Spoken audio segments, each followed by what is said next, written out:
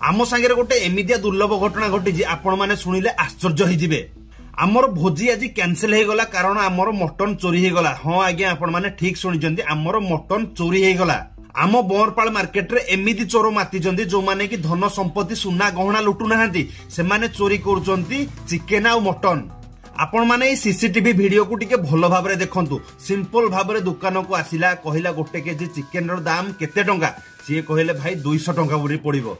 तापर आसिकिनी बाहर थिबा गाड़ी ऊपर बसिला जो धीरे कि आमर 1.5 केजी मटन उड़ा हैदिला जार दाम थिला 1100 टंका।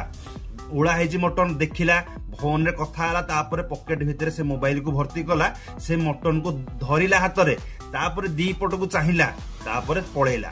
वर्तमान समय रे जदि आपण माने बंरपाल मार्केट को चिकेन मटन किनिया पई जाउचंती टिके सजग रहंतु कारण एमिति चोर आपणक हाबुड़ रे मध्ये पड़ी पारंती। आपण माने जदि एई भद्रमुखा चोर को कोठी देखिचंती दया करी हमकु निश्चय जणेबे। आ सब भाई भौणी माननकु रिक्वेस्ट रहिला वीडियो टी को समस्तक संगे शेयर कर देबे। आ गोटे प्रश्न एई जो जिंसडा हमर मटनडा जो चोरी हला सेथि पई आमे पुलिस स्टेशन रे एफआईआर लेखै परिबुना नाही आपण माने बास कहंतु। जय जगन्नाथ।